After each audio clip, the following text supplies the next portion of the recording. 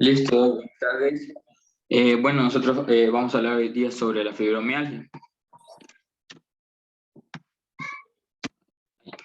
Bien, primero vamos a empezar por la definición. La fibromialgia es un síndrome caracterizado por dolor generalizado persistente, crónico, que a menudo se asocia con lo que es una fatiga debilitante, sueño no reparador, depresión, ansiedad, y estos pacientes presentan una reacción exagerada a los estímulos dolorosos, que en comparación con otras personas que no padecen este cuadro. Ya, los principales síntomas de esta enfermedad son rigidez muscular, rigidez articular, o también no puede tener esto, insomnio, fatiga, trastornos del estado de ánimo, eh, una disfunción cognitiva, también lo que es la ansiedad o depresión.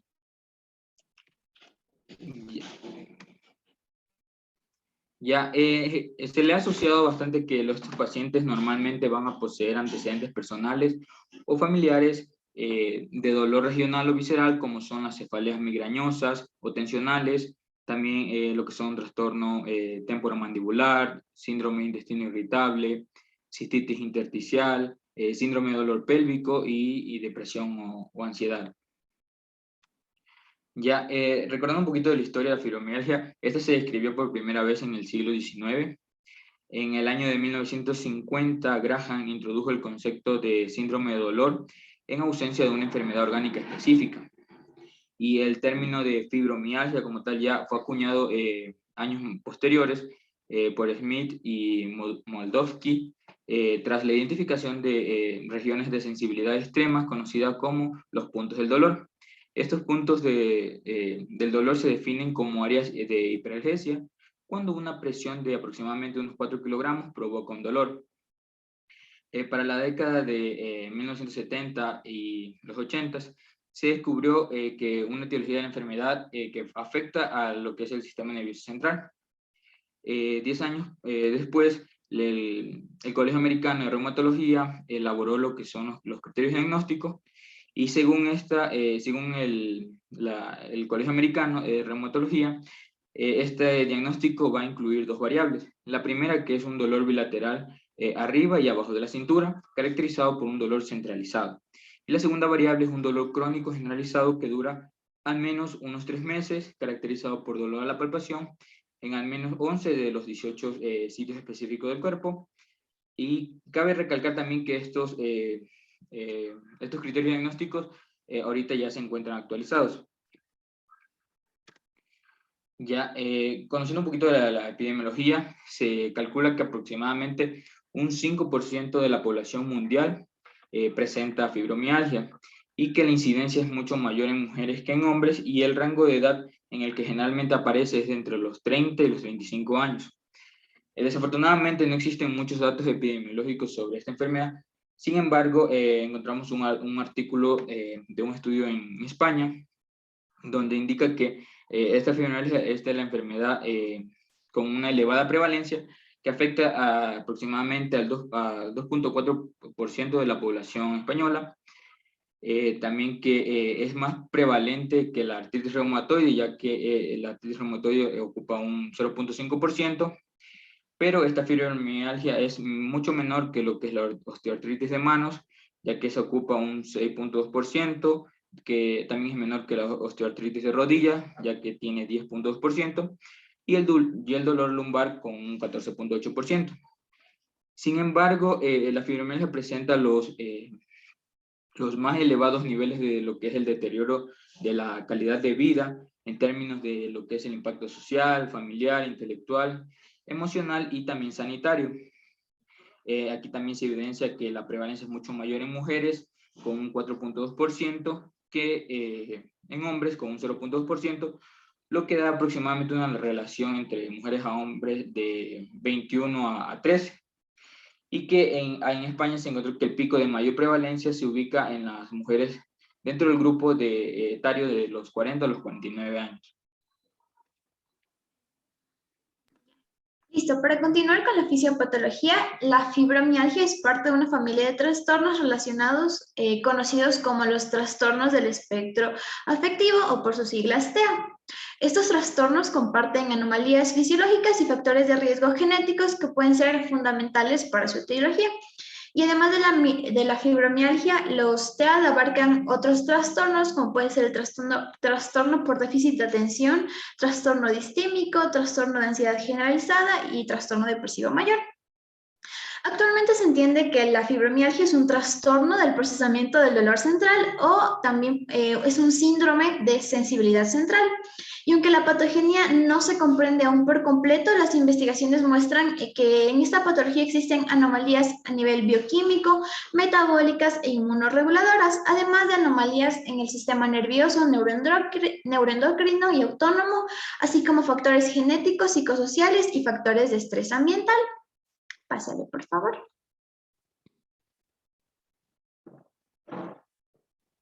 Listo. Para empezar, la fisiopatología, empezaremos hablando acerca de la sensibilidad anormal al dolor que existe en estos pacientes. Estos pacientes muestran una mayor sensibilidad a una amplia gama de estímulos, ya sea el calor, el frío, así como la presión mecánica e isquémica. Y estos estímulos producen respuestas de dolor en los pacientes cuando se aplican a niveles de intensidad que no provocan respuestas de dolor en los individuos sanos. Entonces, el dolor en estos pacientes con fibromialgia se deriva en parte de una disminución generalizada en el umbral de percepción del dolor, así también como una discriminación reducida de las sensaciones nociceptivas, de las no nociceptivas, por ejemplo, el tacto, el calor y el frío, así como en el umbral de tolerancia al dolor, lo cual resulta en una falta de voluntad para así recibir una estimulación más intensa que en los individuos sanos. Y se ha demostrado que varias anomalías existen en el procesamiento del dolor en la fibromialgia. Entre ellos se encuentran las siguientes, como por ejemplo el exceso de neurotransmisores excitatorios, como son la sustancia P, los niveles de glutamato. Hay niveles bajos de neurotransmisores inhibidores, como la serotonina y la noradrenalina, en las vías antinociceptivas, así también como una actividad analgésica opioide endógena alterada en varias regiones del cerebro, que se sabe que desempeñan un papel en la modulación del dolor, así también una desregulación de la dopamina. Entonces, los cambios bioquímicos que se observan en el sistema nervioso central, así como los niveles bajos de serotonina, el aumento del factor de crecimiento nervioso y los niveles elevados de sustancia P, conducen a una hipersensibilidad de todo el cuerpo al dolor, lo cual sugiere que esta enfermedad puede ser una condición de sensibilización central o de procesamiento central anormal del dolor. Entonces, como podemos observar en esta imagen, es un resumen en general de la fisiopatología de la fibromialgia, y del lado derecho de la imagen está lo que acabo de mencionar, en donde se observa una hiperactividad y desregulación del sistema nervioso central, lo cual provoca una hiperalgesia difusa, alodinia e hiperactividad sensorial. Esta desregulación provoca un desequilibrio en los neurotransmisores, como el aumento del glutamato, la sustancia P y el factor de crecimiento nervioso, y a su vez una disminución en los niveles de serotonina, noradrenalina y del GABA.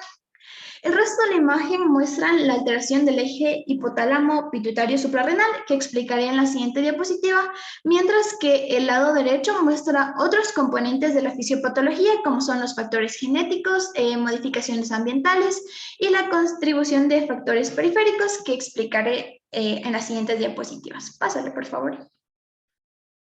Entonces, dentro de las anomalías biológicas, empezaremos con las del sistema neuroendocrino. La fibromialgia generalmente se considera un trastorno relacionado con el estrés que implica un funcionamiento anormal en el eje hipotálamo pituitario suprarrenal. Este eje es un componente crítico en la respuesta de adaptación al estrés. Entonces, como podemos ver en la imagen de la izquierda, los estímulos estresantes activan al hipotálamo. Este libera factor liberador de la hormona corticotropina, la cual está actuando sobre la glándula pituitaria, estimulando así la liberación de la ACTH. A su vez, esta estimula a través de la circulación sanguínea la liberación de glucocorticoides por las glándulas suprarrenales. Y bueno, todos estos cambios incluyen un aumento en todos estos cambios del aumento de los glucocorticoides son los principales responsables de los cambios que ocurren en el cuerpo cuando existen situaciones estresantes para así poder el organismo enfrentar de mejor forma este estrés. Estos cambios pueden ser el tono cardiovascular, la estimulación del sistema inmunitario, etcétera. Entonces, en la fibromialgia lo que hay es que se observan anomalías en la secuencia del estrés y en este eje, por lo cual el mecanismo de ajuste de rebote negativo no está funcionando correctamente en estos pacientes, lo cual conlleva alteraciones en el metabolismo de ciertas sustancias como la serotonina que expliqué en la diapositiva anterior, lo cual puede explicar ciertas anomalías a su vez también en este eje, ya que la disfunción del mismo puede exagerar los efectos de este metabolismo anormal de los neurotransmisores. En cambio, en el sistema nervioso autónomo, las alteraciones de este incluyen una disminución de la vasoconstricción y una hipotensión ortostática. Entonces, la dificultad que existe para mantener los niveles de presión arterial pueden contribuir a algunos síntomas que se presentan en la fibromialgia, como son la fatiga y los mareos, y afectar a las respuestas fisiológicas a los factores estresantes. Mientras que, por otro lado, el deterioro cognitivo, la fibromialgia se asocia a una disminución de la memoria a corto plazo, de la memoria de trabajo, episódica, entre otras, y esta disfunción cognitiva se ha relacionado sobre todo con desequilibrios del sistema nervioso central, especialmente, como ya mencioné y vuelvo a repetir varias veces, niveles anormales de neurotransmisores como la sustancia P y otros que ya mencioné. Entonces, este desequilibrio neuroendocrino puede desempeñar o se ha visto que desempeña un papel fundamental en la fisiopatología de esta enfermedad. Otra posible causa de la disfunción cognitiva en estos pacientes es la calidad de distracción del dolor que existe en la fibromialgia. Y el rendimiento cognitivo de estas personas se correlaciona especialmente con su nivel de dolor. Pásale, por favor, por favor. Continuando con los trastornos del sueño, los pacientes con fibromialgia a menudo tienen problemas para dormir, como por ejemplo sueño no reparador, insomnio, despertar temprano y mala calidad del sueño. Entonces, estos trastornos pueden estar relacionados con la energía reducida y la fatiga que a menudo se encuentran como síntomas en estos pacientes. Y el sueño perturbado también puede contribuir a un aumento del dolor. Entonces, al tener un sueño perturbado, existen intrusiones de ondas alfa durante el sueño de ondas delta, y estas se han asociado con una producción reducida de GH y IGF-1. Y dado que esta GH y IGF-1 son necesarios para la reparación de microtraumatismos musculares, los trastornos del sueño podrían dificultar la cicatrización de tejido muscular dañado, prolongando así la transmisión de estímulos sensoriales y mejorando la percepción del dolor en los músculos. A su vez, este aumento del dolor muscular podría contribuir a aumentar la alteración del sueño, manteniendo así la fatiga y continuando con la reparación inadecuada del tejido muscular, que llegaría a ser como un círculo vicioso en estos pacientes. Pásale, por favor.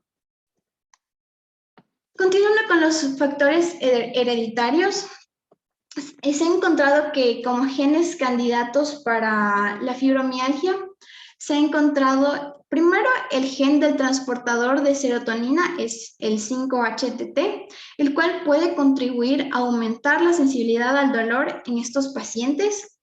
Por otro lado, en otras investigaciones se ha visto que existen variantes del gen de la catecolmetiltransferasa, o por sus siglas COMT, y el dolor en el que este gen COMT codifica una enzima que metaboliza las catecolaminas, o sea, la norepinefrina y la dopamina, y por tanto influye en fenotipos cognitivo-afectivos, incluyendo los fenotipos del dolor.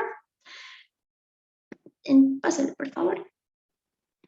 Por otro lado tenemos los disparadores ambientales, en donde los desencadenantes ambientales que pueden estar involucrados en esta enfermedad incluyen traumas o lesiones mecánicas físicas y también los factores estresantes psicosociales. Entonces, dentro de los estresores físicos se encuentran los traumas físicos, como por ejemplo enfermedades agudas, lesiones físicas, cirugías e incluso accidentes automovilísticos. Y se ha visto que hay factores asociados con la aparición de dolor generalizado, los cuales en un estudio se observó que estos incluían el trabajo manual, como por ejemplo levantar objetos pesados, movimientos muy repetitivos o estar en cuclillas durante largos periodos de tiempo. Y por otro lado, los estresores psicosociales, en donde estos también pueden afectar la gravedad del dolor. Entonces tenemos dentro de los mismos, puede haber un estrés crónico, trauma emocional o los pacientes también pueden reportar abuso emocional, físico o sexual. Y estos efectos de los factores estresantes psicosociales pueden ser generalizados porque además de estar asociados con la aparición de un dolor crónico, también pueden contribuir a las respuestas al dolor a través del sistema neuroendocrino. Pásale, por favor. Bueno, en cuanto a las manifestaciones clínicas de la fibromialgia, esta se basa en 3 síntomas cardinales que podemos ver de color rosado en esta imagen. El primero es el dolor generalizado, ya que la mayoría de estos pacientes suelen ir a consulta diciendo que les duele todo el cuerpo y describen a este dolor como un dolor neuropático. Del 20 al 30% de estos pacientes pueden presentar parestesias en las extremidades, las cuales las describen como una sensación de hormigueo o de pinchazos. También el tipo, la localización y la severidad de este dolor va a depender mucho de varios factores, como lo son las actividades laborales y las comorbilidades que tenga el paciente. Los otros 2 síntomas principales de la fibromialgia son la fatiga y los trastornos del sueño. En cuanto a la fatiga, esta puede ser física o mental, y el grado de fatiga puede variar desde un cansancio leve hasta un estado de agotamiento que es parecido a cuando tenemos una enfermedad viral como la influenza. Por eso estos pacientes con fibromialgia suelen informar que se sienten cansados como si tuvieran gripe. Respecto al sueño, no es reparador, aunque la duración del sueño sea normal. Es por eso que estos pacientes suelen referir que se sienten agotados después de dormir. También existen otras manifestaciones comunes, como lo son la disfunción cognitiva y los déficits de memoria. Estos ya se encuentran entre los síntomas más graves que están relacionados a los pacientes con fibromialgia. Los síndromes de dolor regional también son comunes, como la cefalea con o sin migraña, la dispepsia, el dolor abdominal y la alternancia entre el estreñimiento y la diarrea también son síntomas comunes y pueden incluso ser parte de un síndrome del intestino irritable. Muchos de estos pacientes también pueden experimentar trastornos genitourinarios, como lo son la dismenorrea o la vestibulitis vulvar. Esto incluso puede llegar a conducir a dificultades en las relaciones sexuales. También estos pacientes con fibromialgia presentan rigidez matinal, pero no dura más de 1 hora. Por otro lado, las alteraciones autonómicas se manifiestan en todas las áreas del cuerpo y están relacionadas con la gravedad de la fibromialgia. Estos pacientes pueden presentar xerostomía, xeroftalmía, visión borrosa, fotofobia y el fenómeno de Raynaud. Más del 30% de estos pacientes también pueden desarrollar molestias en las extremidades inferiores, como lo son el síndrome de piernas inquietas. También a menudo estos pacientes informan de una sensación de inestabilidad o tambaleo, sobre todo cuando están parados mucho tiempo. Psicológicamente, estos pacientes con fibromialgia se caracterizan por un afecto negativo predominante, presentando cuadros de depresión o ansiedad, e incluso el riesgo de suicidio es 10 veces mayor en esos pacientes que en la población general. Pásale, por favor. Ya. En cuanto al diagnóstico, debemos realizar una historia clínica completa, haciendo énfasis en las características 11 de los 18 puntos sensibles definidos en el examen físico. Sin embargo, esta clasificación Ya, esa sección se ha ido modificando y la última ya fue publicada en el 2016. Como podemos ver en este cuadro, he hecho una comparación entre los criterios del Colegio Americano de Reumatología y los de la Sociedad Americana del Dolor. En cuanto a los criterios del Colegio Americano de Reumatología, la duración del dolor generalizado es mayor o igual a 3 meses y debe estar presente en al menos 4 de las 5 regiones del cuerpo. Ellos lo dividen el cuerpo en una parte superior izquierda, superior derecha, inferior izquierda, inferior derecha y axial. En cuanto a la puntuación de la escala, el índice de dolor generalizado debe ser mayor o igual a 7 y la severidad de los síntomas debe ser mayor o igual a 5. O en caso de que la puntuación del índice de dolor generalizado puede ser entre 4 y 6, la severidad de los síntomas tiene que puntuar mayor o igual a 9. Esto lo veremos mejor en la siguiente diapositiva, para que lo puedan entender. En cambio, en los criterios de la Sociedad Americana del Dolor, la duración mayor o igual a 3 meses ya no es solo del dolor, sino también para los síntomas de fatiga y sueño. Además, ellos no usan el término dolor generalizado, sino dolor multisitio, y debe localizarse en 6 o más de las 9 regiones, que son cabeza, brazo izquierdo, brazo derecho, pecho, abdomen, espalda superior, espalda inferior, pierna derecha y pierna izquierda. Además, dentro de estos criterios se debe evaluar los problemas del sueño, que suelen ir de moderados a severos, y también se debe evaluar la fatiga. Pásale, por favor. Bueno, aquí tenemos un ejemplo de una encuesta para la evaluación de la fibromialgia basada en los criterios del Colegio Americano de Reumatología. Como pueden ver, se divide en dos partes, en dos escalas.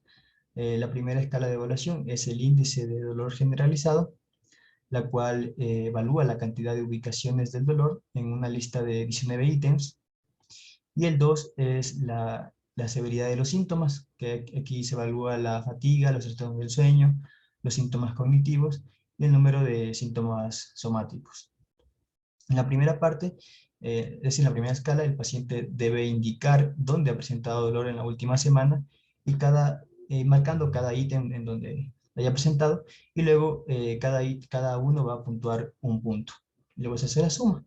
En la segunda parte, los síntomas de fatiga, los de problemas para pensar o recordar y el sueño no reparador se evalúan, como pueden ver aquí. Cuando no hay problema, puntúa 0, cuando es leve, puntúa 1, cuando es moderado, puntúa 2, y cuando es severa, puntúa 3. Aquí también se evalúan los demás síntomas durante los últimos 6 meses, es decir, si he tenido o no dolor abdominal, o si he tenido algún episodio de depresión o dolor de cabeza, y cada uno tiene una puntuación de 1, en caso de que lo haya presentado. Recuerden que para que sea el paciente considerado un diagnóstico de fibromialgia, el índice en la primera escala debe tener una puntuación de 7 o más, y en la segunda escala, que es la severidad de los síntomas, debe tener una puntuación de 5 o más. Pásale, por favor. Bueno, aquí tenemos un cuadro de los principales diagnósticos diferenciales de la fibromialgia con sus respectivas características distintivas. Algunas de estas enfermedades ya hemos visto durante este semestre, como lo son la artritis reumatoide, la cual es una poliartritis simétrica de pequeñas articulaciones. Presenta síntomas sistémicos como lo son la fiebre y la pérdida de peso, y aquí los marcadores inflamatorios se van a encontrar elevados, y estos pacientes presentan una rigidez matinal que dura más de 1 hora, a diferencia de la fibromialgia que dura menos de 1 hora. La espondiloartritis, en cambio, el dolor predomina en la columna vertebral, lo cual limita el movimiento. También se encuentran diferentes características radiográficas y los marcadores inflamatorios se van a encontrar elevados. En la artrosis de múltiples articulaciones se va a caracterizar por rigidez articular, dolor periarticular, estrechamiento del espacio o la formación de osteofitos en las radiografías. La polimialgia reumática, en cambio, se diferencia porque el dolor es frecuente en cintura escapular y en cadera. Los marcadores inflamatorios se van a encontrar elevados. También existe más rigidez que dolor y es más común en los adultos mayores. El lupus eritematoso sistémico, también como ya lo vimos, ya posee manifestaciones sistémicas como lo son la dermatitis y la nefritis. Además, los marcadores inflamatorios también están elevados y la prueba de anticuerpos antinucleares puede ser positiva. Finalmente, la poliomiositis, esta se caracteriza por una debilidad muscular proximal y los niveles de creatinina quinasa también están elevados. y se pueden observar características histopatológicas que son distintivas de la poliomielitis en la biopsia muscular. Pásale, por favor. Listo, para continuar con el tratamiento, es importante recordar que siempre en esta enfermedad debe combinarse enfoques tanto farmacológicos como terapia no farmacológica, especialmente manejo del estrés, ejercicio aeróbico y en algunos casos asesoramiento psicológico, como veremos más adelante. Entonces, empezaremos con el tratamiento farmacológico y la principal clase de fármacos utilizados en los pacientes con fibromialgia son los antidepresivos, especialmente los inhibidores de la recaptación de serotonina y noradrenalina, como son la duloxetina y el milnacipran, así como otros medicamentos que son útiles para el dolor neuropático, como la gabapentina y la pregabalina. Entonces, a continuación lo que les muestro en la tabla son recomendaciones revisadas del EULAR para el manejo de la fibromialgia, en la cual un grupo multidisciplinar de expertos evaluó la evidencia científica centrándose en revisiones sistemáticas como metaanálisis y se llegaron a las siguientes conclusiones. Entonces, primero analizaron los estudios acerca de la amitriptilina, donde se informaron que los pacientes que recibían este fármaco tenían más probabilidades de lograr una reducción del dolor del 30% y hubo un efecto moderado sobre el sueño y un pequeño efecto sobre la fatiga de estos pacientes. Dentro de los anticonvulsivantes, la pregabalina, en una revisión se informó que los pacientes que recibían este fármaco tenían una reducción del dolor del 30%, un pequeño efecto sobre el sueño, pero ningún efecto sobre la discapacidad general. La ciclobenzaprina, en una revisión se informó que el sueño, pero no el dolor, mostró una mejora significativa, pero era muy pequeña en relación con el valor inicial. A continuación, con los inhibidores de la monoaminoxidasa, varias revisiones informaron de un efecto moderado sobre el dolor en todos los estudios que incluían pero los únicos estudios que valoraron la fatiga y el sueño no mostraron ningún efecto sobre los mismos. Sin embargo, se debe también tener en cuenta estos fármacos tienen varias interacciones con otros medicamentos, por ende hay que tener mucha precaución. Pásale, por favor. A continuación tenemos los inhibidores de la recaptación de serotonina con la duloxetina, en la cual se identificaron un efecto moderado sobre el dolor en todos los estudios, pero los estudios que evaluaron fatiga y sueño no mostraron ningún efecto, mientras que en una revisión muy distinta a esta, se informó de pequeños efectos sobre el sueño y la discapacidad, pero ninguno sobre la fatiga. Los inhibidores de la recaptación de serotonina y norepinefrina con el milnacipran, se informó que los pacientes que tomaban este fármaco tenían más probabilidades de dolor, pero solo un pequeño beneficio sobre la fatiga y discapacidad y ninguno sobre el sueño. Dentro de los inhibidores selectivos de la recaptación de serotonina, estos estudios no incluyeron ningún fármaco en específico como los anteriores, sino más bien que consideraron conjuntamente este grupo farmacológico e informaron un efecto moderado sobre el dolor y el sueño, pero ninguno sobre la fatiga. Otro fármaco que también fue evaluado es el oxalato de sodio, en los que se mostró que había pequeños efectos sobre el dolor, sobre los problemas del sueño y la fatiga. Sin embargo, este fármaco únicamente está probado para el tratamiento de la narcolepsia. Y por último, otro fármaco que fue evaluado es el tramadol, el cual es un opiáceo débil con una leve actividad que inhibe la recaptación de serotonina y adrenalina. Y en este se identificó que los pacientes tenían una mayor probabilidad de mejoría del dolor. Pásale, por favor.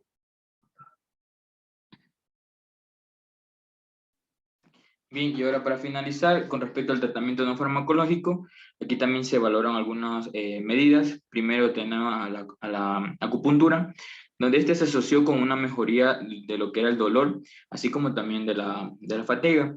De la capsaicina, aquí se evaluó lo que es el gel de la capsaicina, en donde se demostró que hay un efecto positivo en términos de lo que es el alivio del dolor.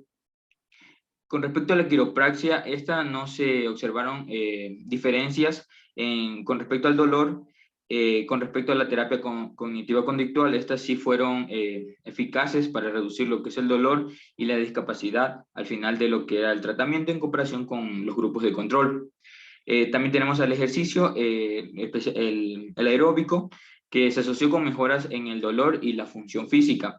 De igual forma, en los estudios se concluyeron que el entrenamiento de resistencia produjo una mejoría significativa de lo que era el dolor.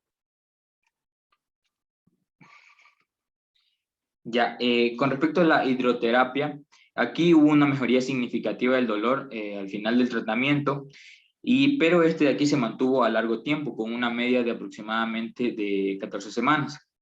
Con respecto a los masajes en general, no se asoció con una mejoría significativa. Y por último, el movimiento meditativo, entre estos se incluía el yoga, el tai chi o una combinación de estos métodos, que al final de la terapia sí se observaron mejorías en lo que era el sueño y la fatiga. Y eso sería toda la exposición. Muchas gracias. Ok, a ver, muy bien, chicos. Todo muy bueno. Espero que hayan entendido el resto, si no vamos a hablar. A ver, la fibromialgia es una patología que tiene muchísima sintomatología asociada a dolor, pero obviamente no hay una causa orgánica para ese dolor. Sabiendo que la primera causa de consulta en reumatología siempre va a ser el dolor, es importante, como siempre les digo, y esto suena bien trillado, conocer la característica del dolor que tu paciente llega. El dolor articular, si es no articular, si es crónico, si es agudo, la rigidez que pueda presentarse, el acompañamiento de síntomas, sobre todo en pacientes con este tipo de patología. Entonces, dentro de la clasificación de una sintomatología para fibromialgia, podemos decir que es un dolor articular y no articular, que es difuso, que es crónico, que se relaciona con los estados de ánimo, que eso es importantísimo. ¿Qué es lo que sucede con el paciente con fibromialgia? O sea, la fisiopatología obviamente tiene que ver siempre con los neurotransmisores y con la parte endocrinológica, pero de ahí parte el hecho de que es un paciente que tiene situaciones en las cuales no ha podido manejarse la situación de estrés, de ansiedad, de depresión o de algún tipo de patología que pueda tenerla, y que en el transcurso del tiempo esa situación de estrés, esa situación de ansiedad o de depresión, hace que se dejen de producir o de estar en límite adecuado los neurotransmisores. Y el paciente tiene cefalea y el paciente tiene cansancio, esa fatiga crónica. Antes de que el CI-10 pueda ponerle un diagnóstico y un código de clasificación a la enfermedad, se llamaba síndrome de fatiga crónica, síndrome de dolor crónico. Pero actualmente sabemos que no solamente es la fatiga la que tiene el paciente, tiene más síntomas asociados. Imagínate que tiene hasta síndrome de intestino irritable. Entonces, no solamente es el dolor el que el paciente tiene, pero la consecuencia de esa patología de estrés o de esa situación de estrés y ansiedad es la que provoca la somatización, que es lo que suelen decir los psiquiatras. Importantísimo saber que estos pacientes, cuando van a tu consulta, hoy día vimos un paciente con los chicos que vinieron, de un paciente con fibromialgia. O sea, el paciente tiene dolor articular, dolor muscular. Él siempre se queja de un dolor torácico en punta de costado, como que fuera un dolor cardíaco. El paciente ha tenido una neumonía, tuvo un derrame pleural, tiene dolor de los talones, tiene dolor de los codos, tiene dolor, o sea, tiene dolor generalizado. Y claro, en algún momento, como vieron un derrame pleural, pero no lo asociaron ese derrame pleural a un proceso neumónico que el paciente tuvo, dijeron, usted tiene lupus. Entonces al señor ya le metieron en la cabeza que tiene lupus y después fue un montón de situaciones más. Después dijeron, no, en Ambato, parece que no es lupus, parece que es espondilitis anquilosante. Le mandaron a hacer un HLA-27, no les resultó y lo mandaron para acá. Entonces cuando yo lo conocí al paciente, esa manifestación de dolor que el paciente tiene, como punzada, como ardor, como corrientazo, como contractura, como quemazón, que es lo que el paciente te manifiesta, en el momento de la anamnesis, hay que asociarlo a que algo más está pasando. Y ahí empezar a preguntarle, y señor, ¿usted cómo duerme? Y señora, ¿cuántas horas está durmiendo? El paciente te dice, sí, es que yo sí duermo bien. ¿A qué hora se acuesta? A las 8 de la noche y me levanto a las 8 de la mañana. Y se levanta descansado. ¿Y usted ha dormido placenteramente, que está su cuerpo relajado? No. Es como que me he levantado, que no he dormido y estoy más cansado. Y sigue la fatiga crónica. Ese dolor en el cual el paciente te dice, es que me arde, es que me quema, es que me coge corrientazo. O sea, no es un dolor con características definidas, porque ni el paciente te lo puede explicar.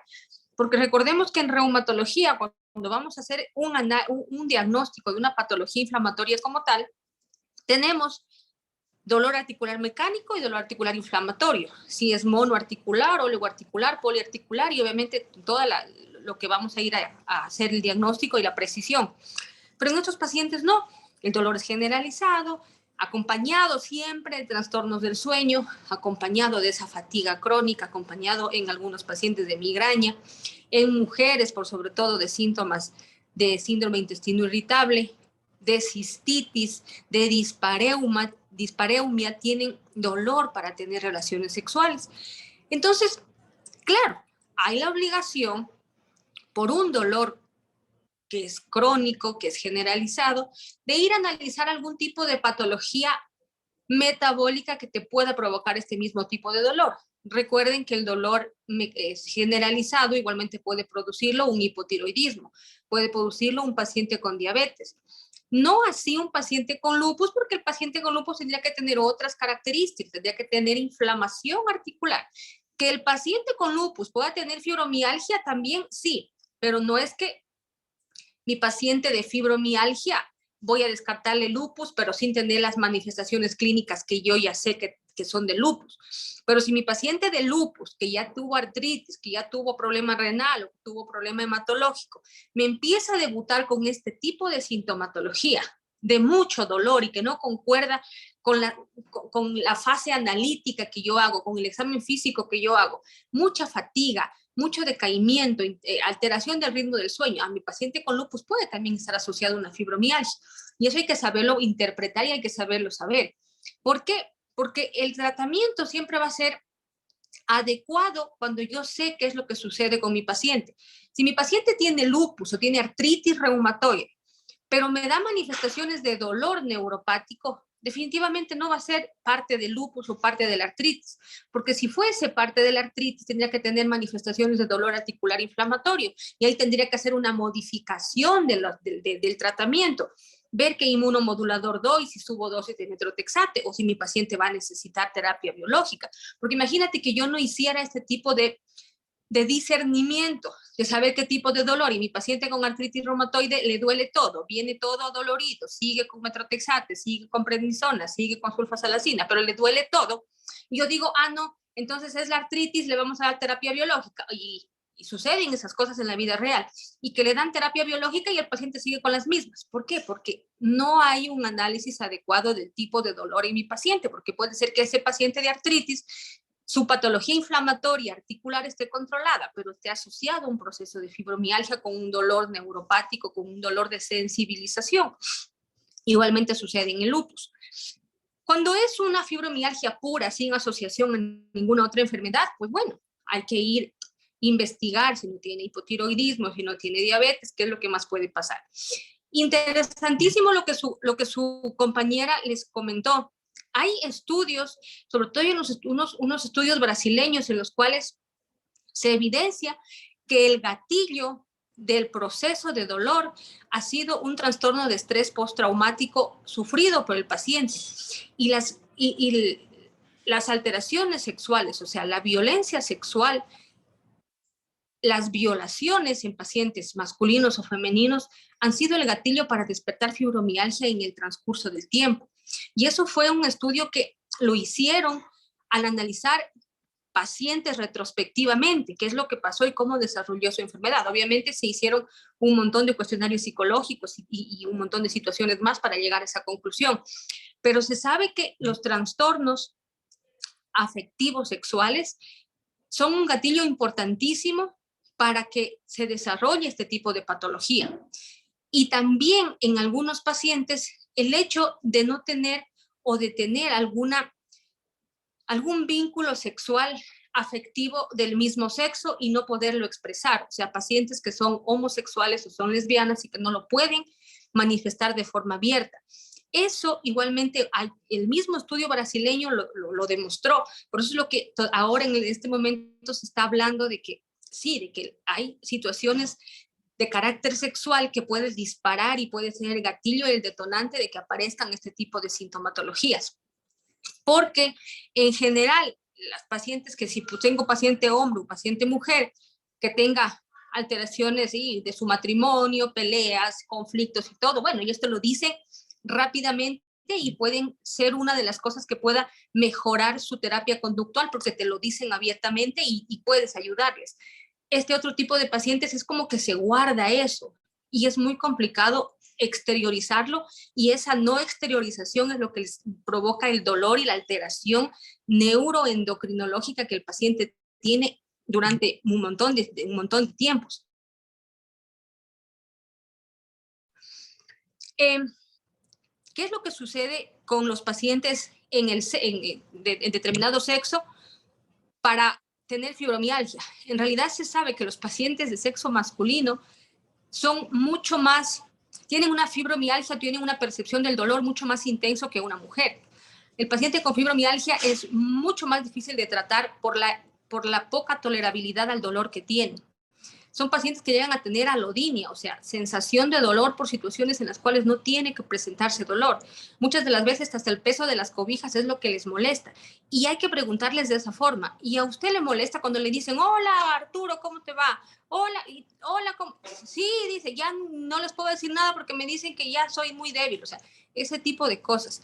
A veces las mismas esposas dicen que el rozar su cuerpo con el del esposo ya les molesta al paciente con fibromialgia porque dicen, me duele, me estás haciendo muy duro. Y no son situaciones tan traumáticas que le puedan provocar dolor. Y obviamente tú le puedes hacer un montón de exámenes a tu paciente y todo va a salir negativo porque no hay un proceso orgánico que esté alterado. Que se ha tratado de ver si es que una electromiografía puede ayudarnos para hacer el despistaje de este tipo de patología. Se lo ha logrado hacer, pero en realidad se sabe que los equipos de electromiografía miden las potenciales de las fibras del nervio un poco más amplias. En la fibromialgia son situaciones de sensibilización de fibra muy fina, que no en todos los centros existe y tendrías que hacerle un montón de estudio de un montón de partes, brazos, hombros, manos, o sea, de un montón de situaciones para poder saber algún tipo de fibra que esté alterado. Porque como esto es generalizado, en realidad no hay un patrón para hacer una electromiografía como tal. Son pacientes en los cuales este trastorno de sensibilización les puede provocar igualmente claudicación de extremidades, pero tú haces algún tipo de electromiografía y no vas a ver ningún tipo de claudicación. Tú haces algún eco o alguna angiotac y no vas a ver ninguna alteración vascular porque no hay una situación orgánica. Todo es una situación de neurotransmisores. Dentro de lo que es la terapia farmacológica, en realidad, como les decía hoy a sus compañeros, una de las mejores evidencias que existe es con los inhibidores de la recaptación de serotonina, pero con la duloxetina. A pesar de que la amitriptilina como antidepresivo tricíclico tiene una muy buena evidencia, dejamos de utilizarlo porque los efectos adversos que tiene la amitriptilina son mucho más notorios que algún otro tipo de fármaco. Si tu paciente ya tiene sensación de boca seca, si tu paciente ya tiene alteración en el hábito alimenticio, porque tienen hiporexia, tienen anorexia, imagínate lo que es una amitriptilina que le puede provocar una reacción o un efecto adverso de sabor metálico en la boca. Sabiendo que la amitriptilina tiene el mejor NNT, o sea, el número necesario a tratar de un fármaco para mejorar, para evidenciar mejoría del dolor. Esta situación de los efectos adversos es lo que nos limita a utilizar en el paciente con fibromialgia, porque las manifestaciones de efectos adversos van a ser más notorios en ellos. Muchos pacientes tienen mareo y de por sí el paciente con fibromialgia ya puede estar refiriendo mareo. Es por eso que se opta por utilizar los inhibidores de la recaptación de serotonina y sobre todo la duloxetina, que es la mejor evidencia que tiene. ¿Cuánto tiempo yo tengo que dar el medicamento? y pues estamos hablando de que es una situación crónica que tiene que ir acompañado de terapias conductuales, de psicología, pero por lo general tiene que ser entre 6 meses a 1 año para poder regular los niveles de neurotransmisores y poder mejorar el sueño. Si este paciente con la duloxetina me mejora el dolor, no significa que yo solamente tengo que dejarle con esa dosis. Se puede utilizar hasta 60 miligramos de duloxetina el tiempo que fuese necesario que mi paciente pueda mejorar el dolor. Si con esto no mejora, pues yo le puedo añadir al mes de estar viendo el tratamiento un medicamento que sea neuromodulador, sea la pregabalina o sea la gabapentina. Y si esto no me mejora igualmente el sueño, puedo dar un inductor del sueño. ¿Por qué? Porque puedo darle un conjunto de medicación para que pueda actuar de diferente forma, sabiendo que tengo varias vías alteradas que le da sintomatología a mi paciente. Porque solamente tratarlo con solo duloxetina no voy a mejorar el sueño y probablemente no mejore la fatiga, pero sí mejore el dolor.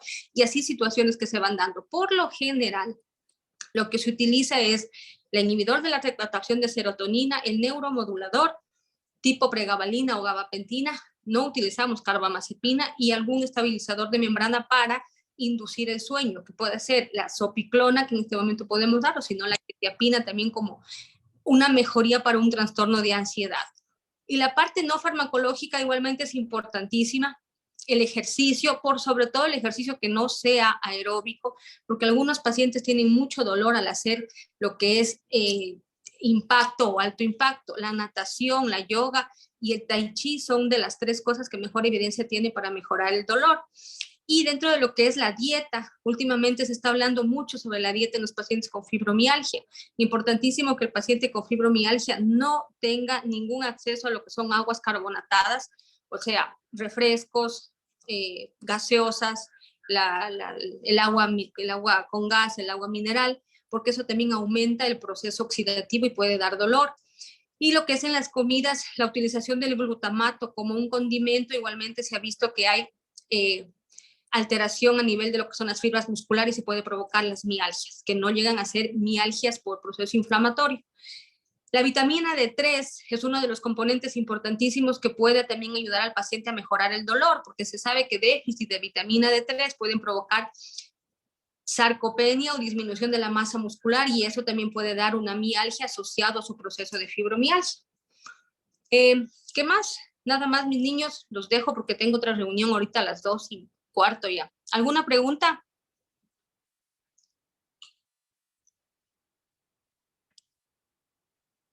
¿Nada más? ¿Entendido? Bueno, esto es más fácil. La fibromialgia es fácil de entenderla.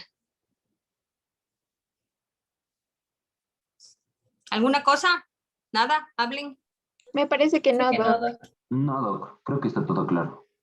Para la próxima vamos a ver miopatías inflamatorias, pero solamente dermatomiositis y polimiositis, porque hay otro grupo más, eso no. Solo quiero dermatomiositis y polimiositis. Yo ya les voy a mandar sobre todo guía de tratamiento, porque lo que es diagnóstico y fisiopatología se pueden ver de cualquier lado. ¿Listo? Doc, una pregunta, ¿esa sería la última exposición? Me imagino, ustedes me dicen. Sí, porque en el grupo del curso de Michelle se supone que ya solo tenían una exposición más, pero nosotros tenemos para 2 exposiciones más, porque tenemos 2 grupos, Bueno, 2. Bueno, entonces vemos esta, la otra, y después vemos con ustedes alguna otra cosa. Listo, ¿Ya? Doc. Ok, ya. Bueno, chao chicos. Gracias, Doc. Gracias, Doc. Gracias, Doc. Gracias.